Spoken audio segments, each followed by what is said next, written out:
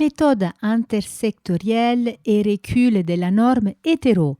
Aujourd'hui, nous parlerons des évolutions des principaux indicateurs de santé sexuelle selon la dernière grande enquête de 2023.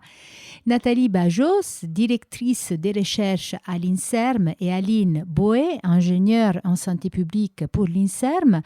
Je les ai enregistrées pendant les journées de santé sexuelle et thématiques organisées par la Société française de lutte contre les sida. Pour commencer, je vous propose d'écouter Nathalie Bajot, directeur des recherches à l'INSERM. Alors, c'est la 4e enquête sur les sexualités. Avant, on se limitait à comportement sexuel, voire le comportement sexuel. Donc, la terminologie qui est venue n'est pas anodine. Donc, il y avait l'enquête Simon de 1970, rapport sur le comportement sexuel des Français, et puis les 3 enquêtes suivantes initiées et financées par l'Agence nationale de recherche sur le sida. Et ça, c'est très important parce que ça permet d'historiciser un peu ce qu'on voit aujourd'hui, de comprendre les pratiques et les attitudes actuelles dans un contexte socio-historique donné. Et vous allez voir, ça donne une intelligibilité de cette réalité sociale qui est extrêmement précieuse. Et la France est un des rares pays à pouvoir disposer d'un recul aussi important pour comprendre les évolutions actuelles. Alors les sexualités, pourquoi pas la sexualité? On a volontairement mis ce terme au pluriel pour souligner à quel point on voulait se dégager d'une perspective un peu naturalisante de la sexualité. Il n'y a pas la sexualité, il y a une diversité de sexualité, et ça nous paraissait vraiment important de le souligner, y compris dans le titre. Et quand on parle de sexualité dans une perspective sociologique, on parle aussi bien des pratiques sexuelles, dans toute leur diversité, comme vous allez le voir, mais des relations aussi dans lesquelles ces pratiques peuvent prendre place. Ils prennent place d'ailleurs la plupart du temps, qu'elles impliquent 2 ou plus que 2 personnes, et puis les représentations et les normes qui contribuent à structurer les pratiques sexuelles et les pratiques préventives. Quant à la santé sexuelle, je ne vais pas développer parce que tout le monde connaît cette définition. Le seul point sur lequel je voudrais insister, c'est que cette perspective large de santé sexuelle inclut bien évidemment les questions liées au VIH. Il n'y a pas la santé sexuelle d'un côté et le VIH de l'autre. Et c'est d'ailleurs une des raisons pour lesquelles le Conseil national du sida va se transformer prochainement en Conseil national de la santé sexuelle et continuer bien évidemment à travailler sur les problématiques de VIH. Et cette perspective large va nous permettre de mieux comprendre les liens entre les différents enjeux de santé et les interactions importantes entre le social et les pratiques de prévention. Alors dans l'enquête, on a distingué 3 axes de recherche. Je ne vais pas développer, celles et ceux qui sont intéressés pourront revenir vers nous pour avoir plus de détails. Mais en tout cas, l'idée c'est qu'on assiste aujourd'hui dans tout ce qu'on peut voir aujourd'hui finalement et surtout une prolongation de mouvements qui s'inscrivaient dans les décennies précédentes, et en particulier une diversification des sexualités dans un contexte social qui a été profondément modifié. On peut dire contexte social, mais au sens large, c'est-à-dire c'est le contexte, c'est la société, les rapports hommes-femmes, le contexte juridique. Je vais pas revenir sur toutes les dispositions que vous connaissez bien qui sont intervenues depuis la dernière enquête de 2006, et puis le contexte épidémiologique, bien évidemment. Ce deuxième axe sur lequel on souhaite travailler, c'est prendre en compte l'effet des conditions de vie et de santé sur les sexualités, et inversement l'effet des sexualités sur les conditions de vie et de santé. Et puis une attention particulière est portée à la santé sexuelle et à l'accès au système de santé. Alors je ne crois pas qu'on ait, donc je vais revenir sur un point très important, mais voilà, avant de donner un petit peu de méthodologie. C'est que l'approche qu'on a développée, l'approche théorique qu'on a développée dans cette enquête est une approche intersectionnelle, c'est-à-dire de considérer que toutes les pratiques sont structurées par les rapports sociaux de domination qui structurent toutes les sociétés humaines. Et ces rapports sociaux de domination peuvent être de différents ordres. En tout cas, il y en a 3 principaux qu'on a retenus dans cette enquête. Ça ne veut pas dire que ce sont les seuls, mais en tout cas, ce sont les 3 qu'on retrouve pour toutes les questions qu'on peut étudier quel que soit le sujet. Ensuite, selon les sujets, il y a la prise en compte d'autres rapports sociaux. En tout cas, ce sont d'abord les rapports sociaux de genre, les rapports sociaux de classe et les rapports sociaux de race. Donc l'idée de l'intersectionnalité, c'est tout simplement, vous savez que c'est un terme qui est particulièrement critiqué, surtout sous l'angle de l'attaque contre le wokisme, dont on a beaucoup entendu parler tous ces derniers temps, en particulier avec la sortie d'un ouvrage dit scientifique par les presses universitaires de France. Je vais arrêter la publicité pour cet ouvrage qui n'est pas un ouvrage scientifique. En tout cas, pour dire que l'intersectionnalité, c'est tout simplement, sans rentrer dans les détails de la finesse de l'analyse sociologique, c'est de considérer que pour comprendre les pratiques sociales, il faut prendre en compte simultanément des rapports de genre, des rapports de classe et des rapports de race. En d'autres termes, si on met la focale exclusivement sur les rapports de genre, on finit quelque part par essentialiser les différences entre les hommes et les femmes. En d'autres termes, être une femme, ça ne veut rien dire. Appartenir au groupe des femmes, c'est déjà un peu, au groupe social des femmes, c'est déjà un peu plus précis. Mais si vous ne tenez pas compte de la position de classe de ces femmes, c'est évidemment pas la même chose d'être aide-soignante dans un hôpital en banlieue parisienne que d'être directrice de L'Oréal.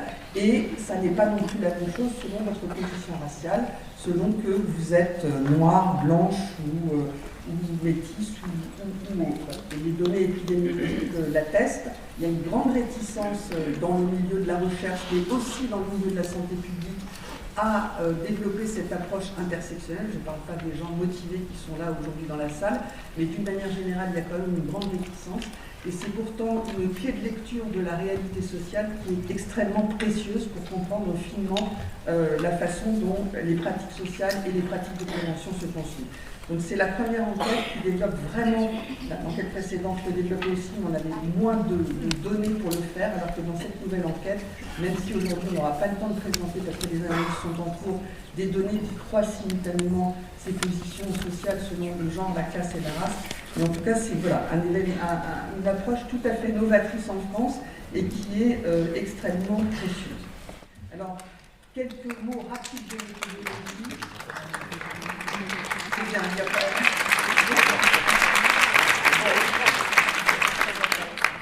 Merci, je vois qu'il n'y a pas que les éditeurs des pubs dans la salle. Voilà, en tout cas,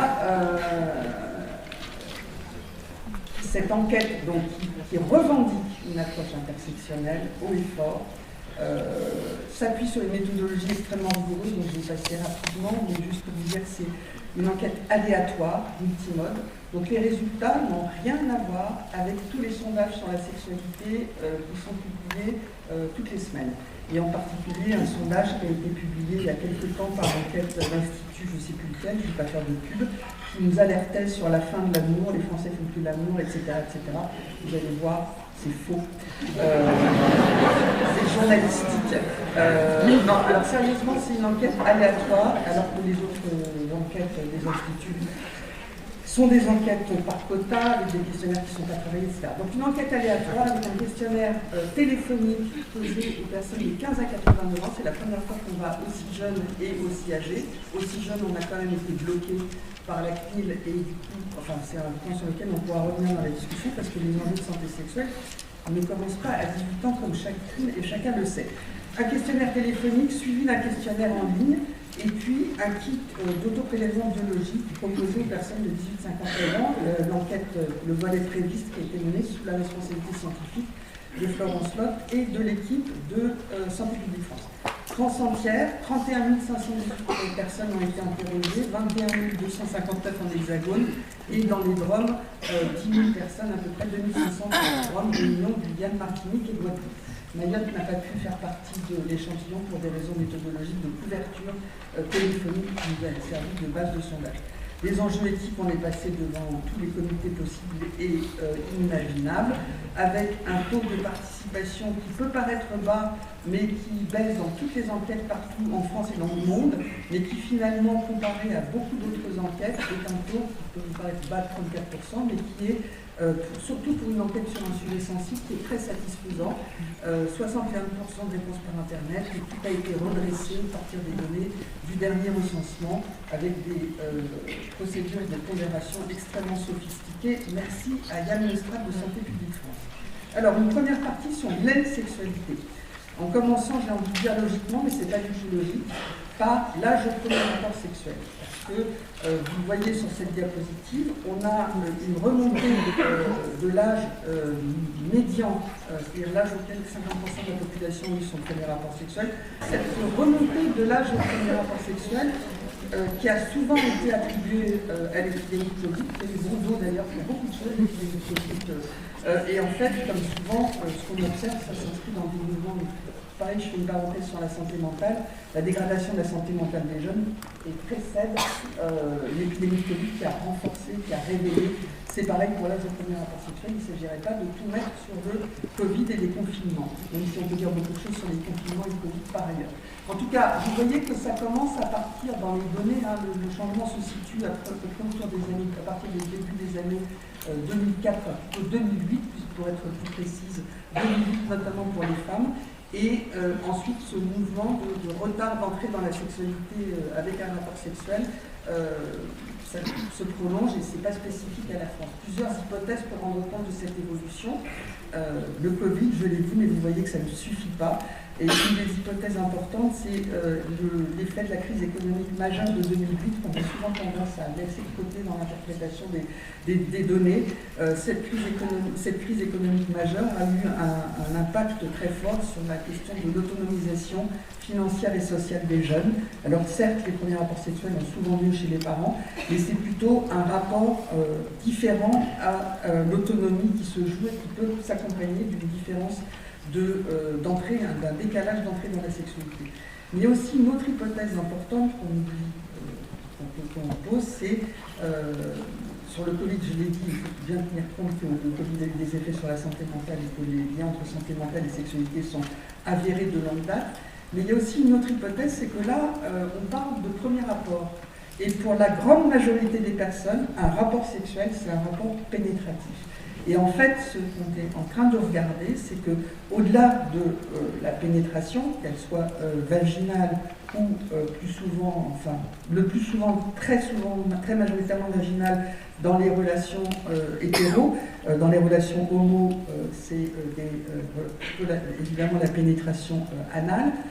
Reste à discuter, est-ce qu'on entend qu'une fellation et un cunnilingus, ça fait partie d'une pratique de pénétration, ça dépend des postures et des personnes interrogées, bien évidemment. En tout cas, au-delà de ça, il y a toute une série de pratiques sexuelles qui se diversifient énormément, et l'hypothèse sur laquelle on est en train de travailler, que finalement, il n'y a pas de retard d'entrée dans la sexualité. Ce qui se modifie, c'est le fait qu'on retarde le premier rapport. Et vous allez voir, on a toute une série d'indicateurs, et je crois que c'est des éléments vraiment importants à prendre en compte dans les réflexions sur la santé sexuelle. On a toute une série d'indicateurs qui montrent un recul très marqué de la norme hétérosexuelle et qui se joue très certainement dès l'entrée dans la sexualité. C'est-à-dire que, et puis il y a aussi tous les effets bien sûr du mouvement MeToo, qui, encore une fois, c'est pas MeToo qui a révolutionné les enjeux autour des violences sexuelles, ça a été un accélérateur, un révélateur et un accélérateur.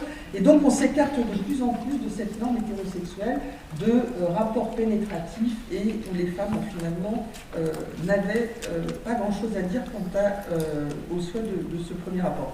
Les choses ont beaucoup évolué dans le temps, comme on l'a déjà montré. Alors, il y a le début, mais il y a aussi la fin. Enfin, la fin. Je ne sais jamais quand est-ce que ça s'arrête, mais une vie sexuelle, en tout cas, qui se prolonge clairement aux âges avancés. J'ai dit tout à l'heure, pour la première fois, on a des données sur les personnes de plus de 69 ans. Avant, on s'arrêtait dans une perspective SIDA à 69 ans parce qu'il y avait très peu de contamination au-delà de cet âge, même si les choses ont un peu changé récemment. Mais en tout cas, un point important, c'est que la vie sexuelle des femmes et des hommes se prolonge avec deux points. C'est qu'auparavant, jusqu'au début des années 2000, il y avait un lien très fort de retrait de la sexualité qui reprenait le clivage production-reproduction, c'est-à-dire que les femmes, dès lors qu'elles étaient ménopausées et donc plus reproductives, s'écartaient beaucoup plus, sortaient beaucoup plus, avec beaucoup de guillemets, du marché de la sexualité. Pour les hommes, c'était l'âge de la retraite, donc de production. Et les choses évoluent beaucoup, et la sexualité se prolonge largement au-delà de ces âges, mais avec toujours des différences très marquées entre les femmes et les hommes. Alors, l'écart entre les femmes et les hommes, il est moins marqué chez les personnes en couple, parce que vous savez qu'il y a des effets démographiques directs. Les hommes meurent plus souvent, donc les femmes à un certain âge, elles ont moins de partenaires que les hommes. En plus, les hommes vont recruter des partenaires plus jeunes, donc les femmes plus jeunes, plus âgées, elles ont, non seulement elles sont plus souvent veuves, mais ensuite elles ont plus de mal à trouver un partenaire qui a 20 ans moins, sauf une célébrité.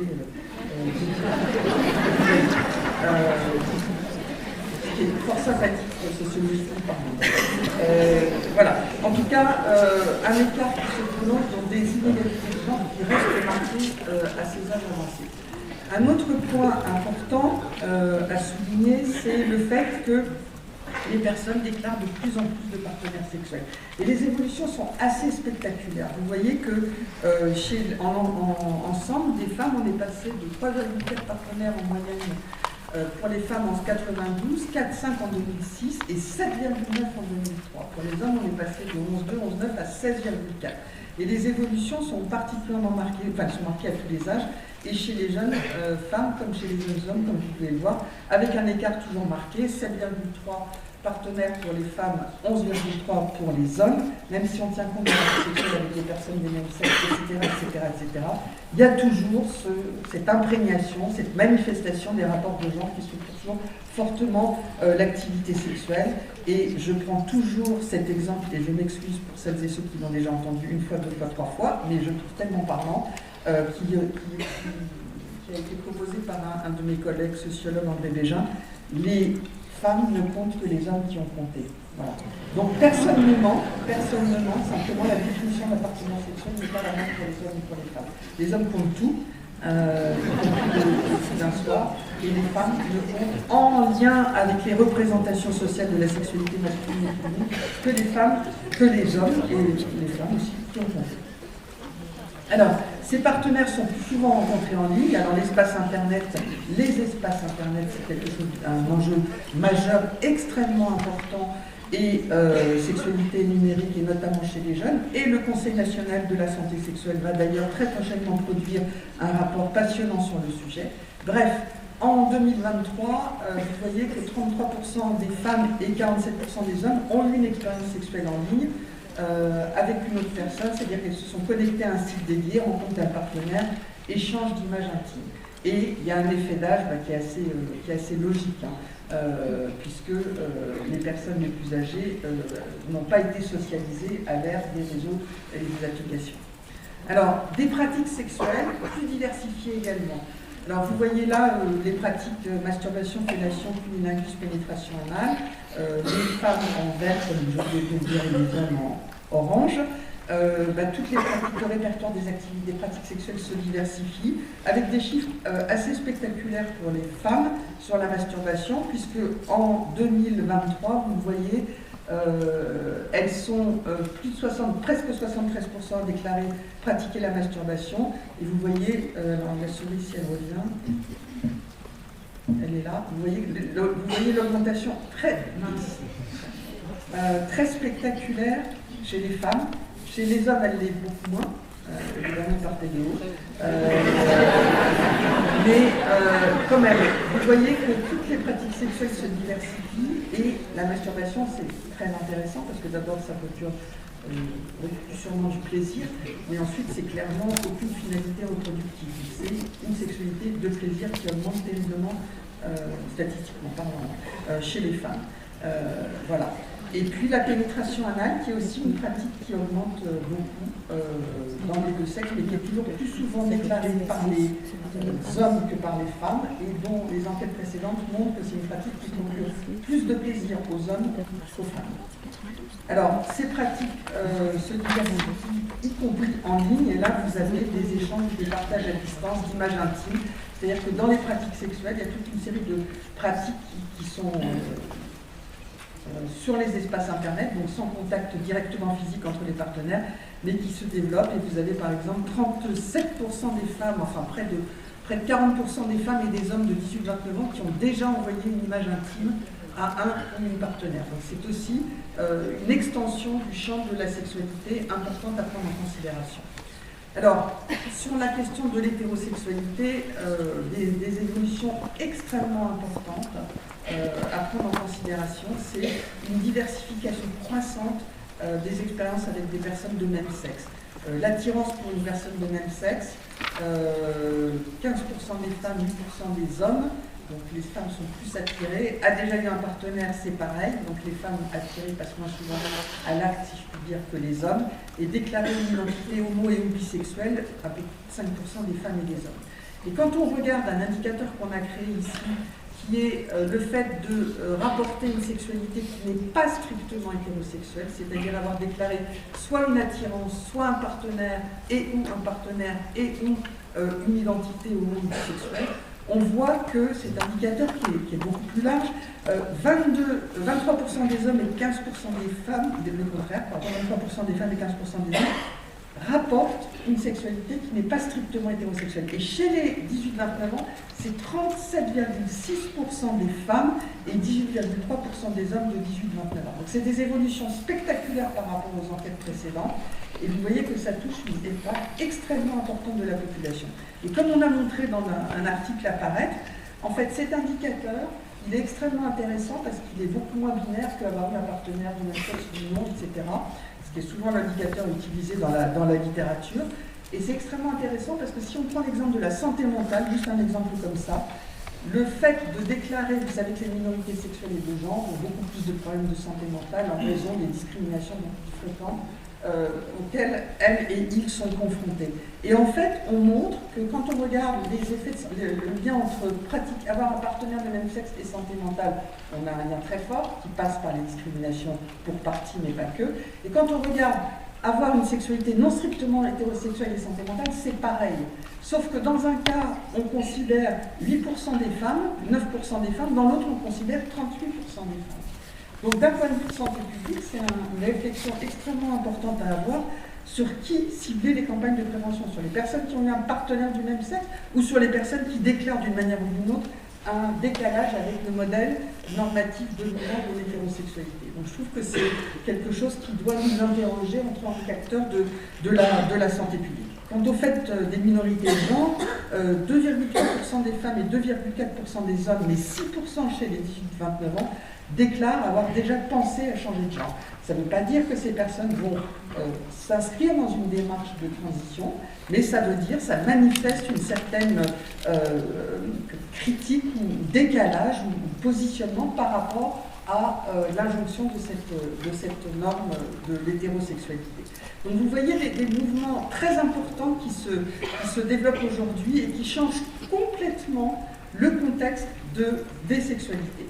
Alors, est-ce qu'il y a une moindre activité sexuelle enfin pas en blaguant parce que ça avait fait la une de tous les journaux et de tous les médias, etc. Est-ce qu'il y a une moindre activité sexuelle aujourd'hui? Il y a une diminution de l'activité sexuelle dans les 12 mois, surtout chez les personnes qui ne sont pas en couple, au sens où on observe une baisse de la fréquence des rapports pénétratifs dans les 4 dernières semaines pour les deux sexes et dans tous les groupes d'âge. D'un autre côté, on a plus de partenaires sexuels pour les femmes et pour les hommes et à tous les âges. On a une sexualité dans l'espace numérique. Et on a, par ailleurs, Aline reviendra là-dessus, une stabilité de la proportion des personnes qui se déclarent satisfaites de leur vie sexuelle, même une légère augmentation chez les hommes depuis 2006. Et donc, qu'est-ce qui se passe? Je vais m'arrêter en conclusion, mais c'est ce que j'ai appelé le paradoxe contemporain de la sexualité. C'est-à-dire qu'en même temps, on a une vie sexuelle beaucoup plus diversifiée, et en même temps, on aurait moins de rapports sexuels.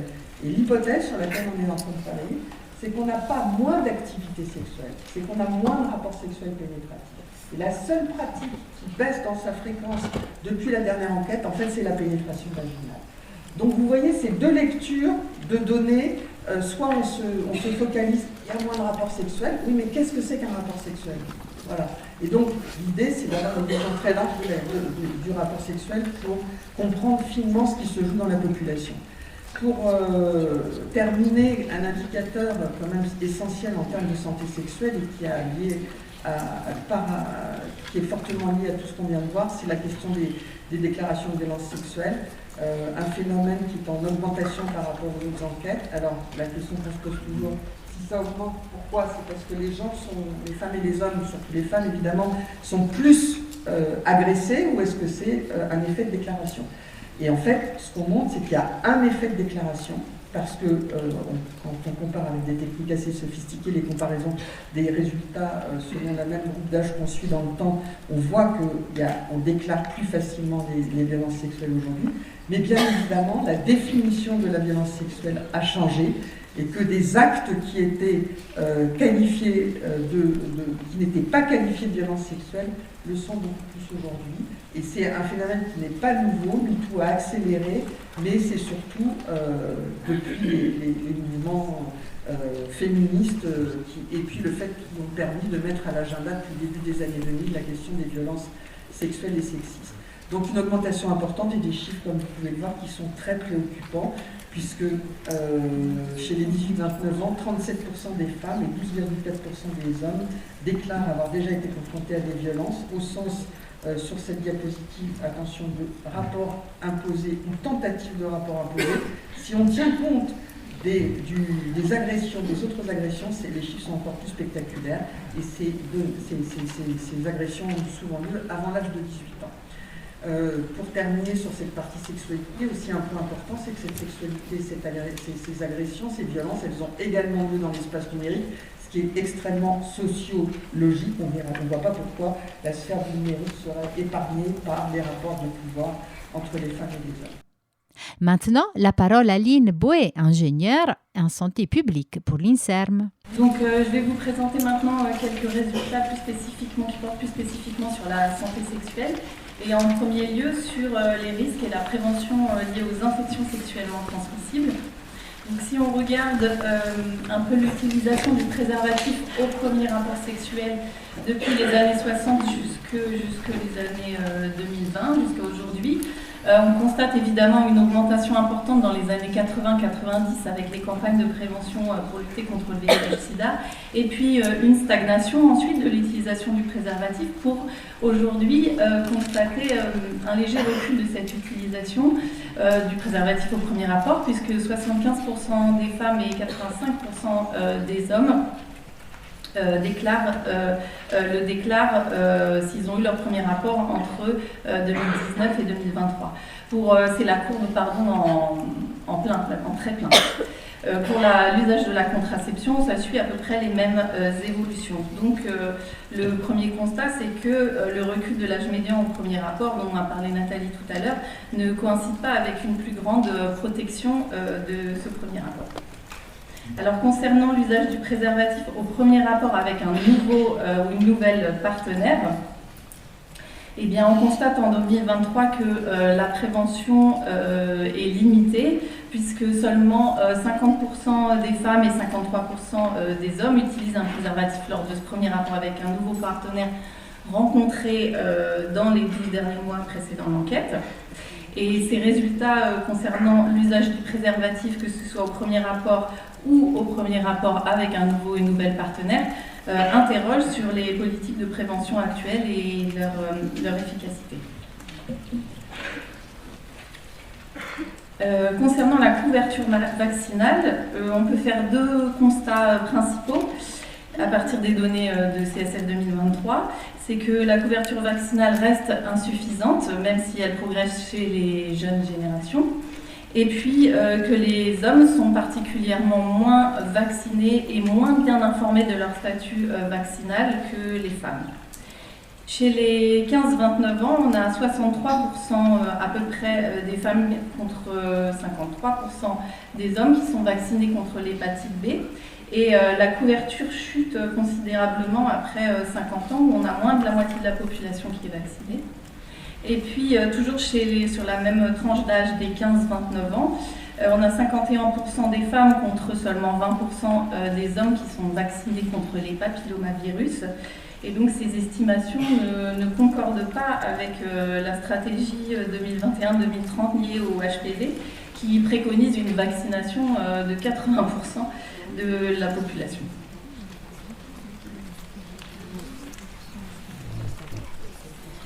Alors, je vous ai remis ici, on vous a remis des chiffres sur la prévalence des IST, chlamydia trachomatis et mycoplasma genitalium. Ces chiffres sont issus donc du volet pré-IST de l'enquête CSF qui a été menée, comme l'a dit Nathalie tout à l'heure, par Santé publique France. Et ces chiffres vous ont été présentés l'année dernière aux journées thématiques de santé sexuelle par Claire Sauvage, qui doit être quelque part ici. Mais on les a remis quand même pour vous réindiquer qu'on constate en 2023 que la prévalence de l'infection à Chlamydia trachomatis chez les 18-59 ans est de donc 0,9% chez les femmes et 0,6% chez les hommes, ce qui est à peu près comparable aux estimations qu'on avait sur CSF 2026. Par contre, il y a des variations qui sont assez importantes chez les 18-29 ans. Au regard de la politique de dépistage systématique proposée, on voit que les moins de 26 ans ont une prévalence plus faible, chez les 18-25 ans, avec 1,5% en 2023. Tandis que chez les plus de 26 ans, les 26-29 ans, on constate une augmentation considérable avec une prévalence d'environ 8% chez les femmes et 4% chez les hommes, alors qu'elle était de 3% en 2006. Pour Mycoplasma genitalium, la prévalence est de 3% chez les femmes et 1,3% chez les hommes. On ne vous l'a pas noté là, mais c'est dans le tableau en bas. C'est la première fois qu'il y a des chiffres en France sur cette IST et ils coïncident avec les chiffres qu'on observe par ailleurs en Europe, dans d'autres pays européens. Je n'ai pas de résultats à vous présenter sur les dépistages, mais évidemment on a posé beaucoup de questions là-dessus dans l'enquête CSF, donc ces résultats viendront prochainement. Alors dans un deuxième temps, si on observe maintenant les risques et la prévention liée aux grossesses non prévues et qu'on regarde pour se faire l'évolution du paysage contraceptif, on constate que depuis 20 ans, on a une couverture contraceptive en France qui est relativement élevée, puisque chez les femmes exposées de 18 à 49 ans exposées à un risque de grossesse non prévue, elle oscille entre 96% et 91%. Mais par contre, le doublement de la population sans protection qu'on avait constaté entre 2010 et 2016 persiste en 2023, puisqu'on a 9% de femmes qui exposées à un risque de grossesse non prévu qui n'utilisent pas de contraception. Donc en 2 décennies, les changements les plus importants, c'est le déclin de l'utilisation de la pilule, qui est passé de 56% en 2000 à seulement 27% en 2023, donc qui montre vraiment un désintérêt pour cette méthode de la part des femmes.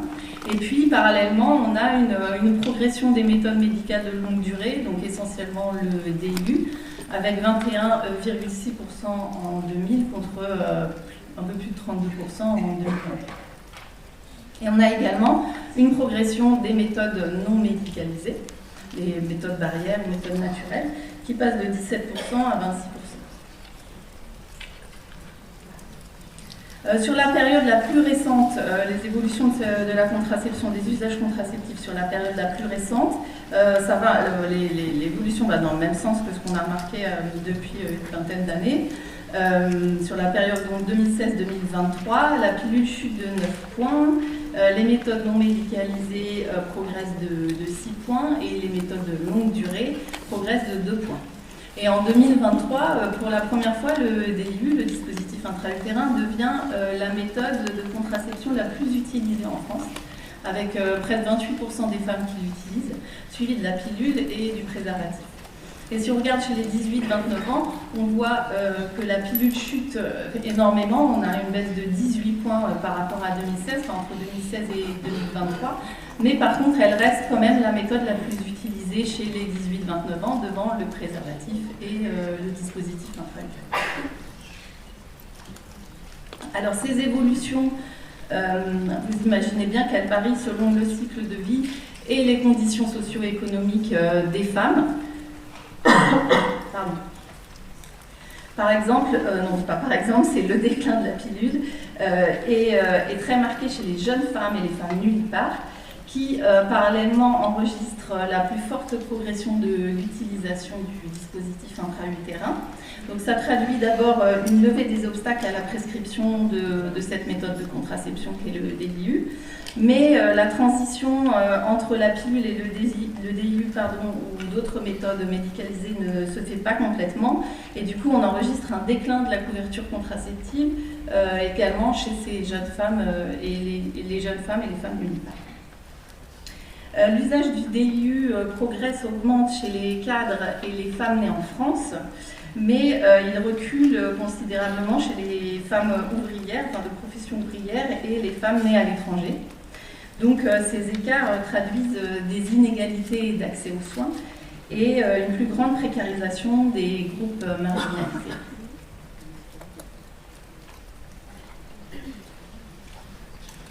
Alors, l'évolution des pratiques contraceptives coïncide avec la hausse des grossesses non souhaitées. En 2023, on a 34,2% des grossesses qui n'étaient pas souhaitées ou souhaitées plus tard, où les femmes ne s'étaient pas posé la question, et c'est 5 points de plus qu'en 2016. Les évolutions révèlent des contrastes assez importants selon l'âge. Chez les 15-29 ans, la progression est plus importante, de 43 à 52% à peu près, donc 9 points. Et chez les 30-49 ans, l'évolution est plus modérée, de 22 à 28% à peu près.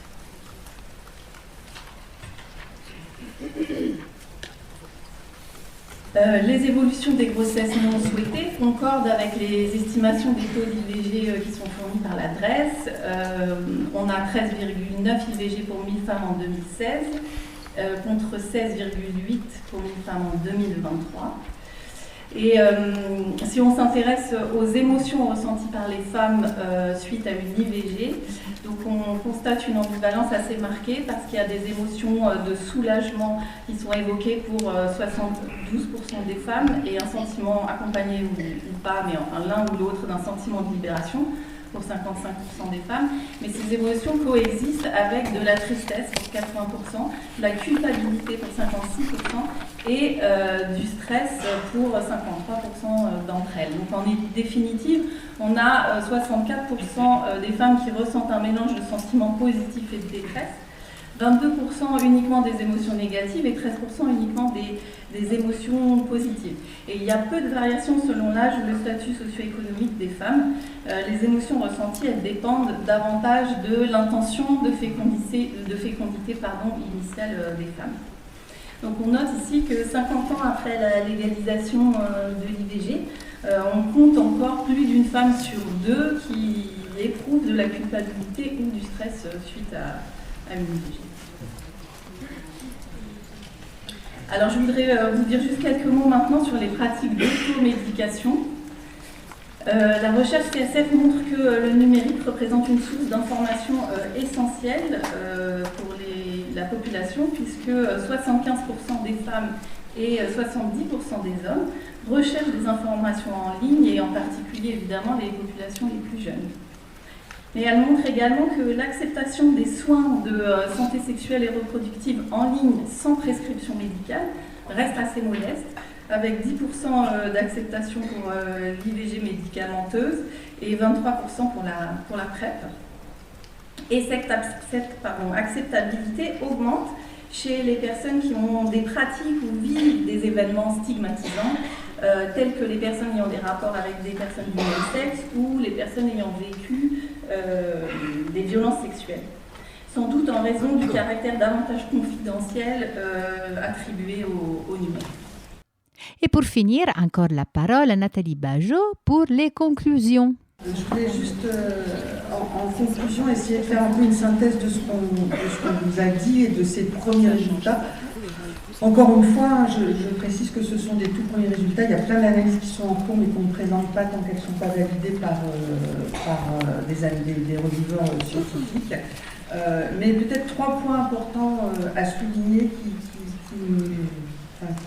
de notre point de vue, méritent toute notre attention quand on essaie de penser à des actions de santé publique dans le domaine de la santé sexuelle. Le premier point, comme je l'ai dit, c'est ce que j'ai appelé le paradoxe contemporain de la sexualité. Donc je reviens rapidement dessus, mais pour souligner qu'on voit une diversification de l'activité sexuelle, surtout chez les 18-29 ans, et surtout chez les femmes. Donc chez les femmes de 18-29 ans, il se joue vraiment quelque chose qui traduit aussi une remise en cause, enfin une interrogation des rapports de genre. Mais donc, on a cette activité sexuelle, quel que soit l'indicateur qu'on retienne, quel que soit, sauf le premier rapport pénétratif, mais sinon tous les autres indicateurs de la sexualité, des sexualités nous montrent que la vie sexuelle des personnes est de plus en plus diversifiée. Et dans le même temps, on a une baisse, mais que de certains indicateurs d'activité sexuelle, comme je le rappelais tout à l'heure, le fait d'avoir eu des rapports sexuels dans les 4 dernières semaines, pénétratif, une baisse qui va vraiment dans le sens de la pénétration vaginale alors que toutes les autres pratiques augmentent, et que finalement, une des clés de lecture de ce paradoxe contemporain, et qui va donc à l'encontre des discours médiatiques dominants, c'est non pas du tout un moindre attrait pour la sexualité, mais une modification des contours de la sexualité. Et l'activité sexuelle, elle est différente de ce qu'elle était auparavant, même s'il y a des noyaux durs qui évidemment la structurent toujours, et que cette activité sexuelle, voilà, elle se déroule beaucoup plus sur les espaces numériques, dans les espaces numériques, elle se déroule beaucoup plus avec des pratiques sexuelles qui ne sont pas des pratiques de pénétration. Donc en fait, c'est pas un paradoxe, c'est juste que les clés de lecture, c'est une modification des contours de l'activité sexuelle. Donc il n'y a pas de péril en la demeure, si toutefois on peut parler comme ça, parce qu'après tout, qu'il y ait de la sexualité ou qu'il n'y en ait pas, c'est pas notre problème. Deuxième point très important, et qui structure encore une fois tous les résultats, c'est cette remise en cause de la norme hétérosexuelle. On ne l'a pas montré d'ailleurs dans cette présentation, mais nos résultats montrent une acceptation sociale de l'homosexualité qui est pour soi ou pour un de ses enfants qui ne cesse d'augmenter d'une enquête à l'autre, même si on n'est pas encore, même si les attitudes homophobes existent toujours bel et bien, les évolutions sont vraiment dans le sens d'une augmentation de plus en plus croissante. Pour ce qui concerne les minorités de genre, c'est la première fois qu'on avait des enquêtes, des données dans une enquête sur les minorités de genre. Le niveau reste bien moins élevé que pour l'homosexualité. Je l'ai dit, la diversité des pratiques qui souligne le fait qu'on adopte de plus en plus des pratiques qui n'ont rien à voir avec la norme, qui ont rien à voir, qui s'écartent clairement de la norme hétérosexuelle, surtout chez les femmes et surtout chez les jeunes. J'insiste sur ce point parce que on peut se dire que cette évolution très marquée chez les jeunes, elle signe, elle annonce des évolutions de plus en plus importantes, parce que voilà, c'est pas juste parce qu'elles ont entre 18 et 29 ans qu'elles se lâchent dans des pratiques. Non, elles sont socialisées à une sexualité qui est beaucoup moins imposée par la norme hétérosexuelle. Donc ça va se diffuser au fil des années dans l'ensemble de la population. Et puis aussi cette augmentation des partenaires de même sexe, notamment chez les jeunes femmes, avec des évolutions, je vous rappelle le chiffre de plus de 32% des jeunes de 18-29 ans qui déclarent une sexualité qui s'écarte de la norme hétérosexuelle. Et donc, vous voyez, tous ces indicateurs sont extrêmement importants. Ils traduisent tout autant qu'ils annoncent des changements dans les rapports entre les genres, même si les choses ont évolué, mais même si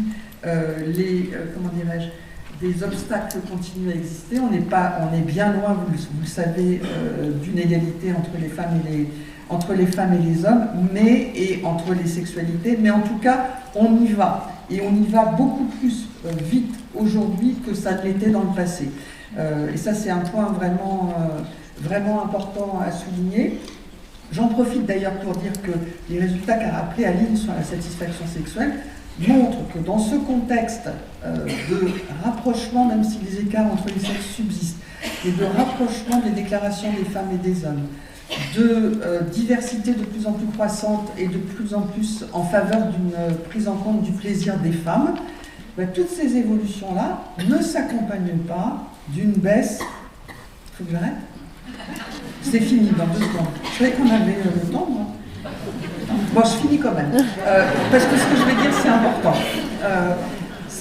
Toutes ces évolutions ne s'accompagnent pas d'une baisse de la satisfaction sexuelle des hommes. Au contraire, ça augmente même un peu chez eux.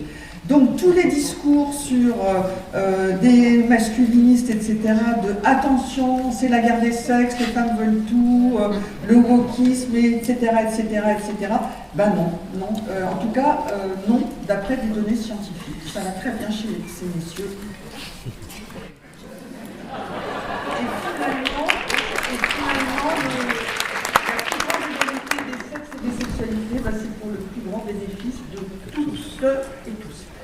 Deux mots sur la prévention, Aline l'a rappelé, donc j'ai passé très vite et puis on me fait signe qu'il faut que je m'arrête. Mais la prévention insuffisante, on a vu la question des violences sexuelles, c'est quand même absolument un enjeu majeur, hein, que ce soit dans l'espace numérique ou dans les autres rencontres en direct.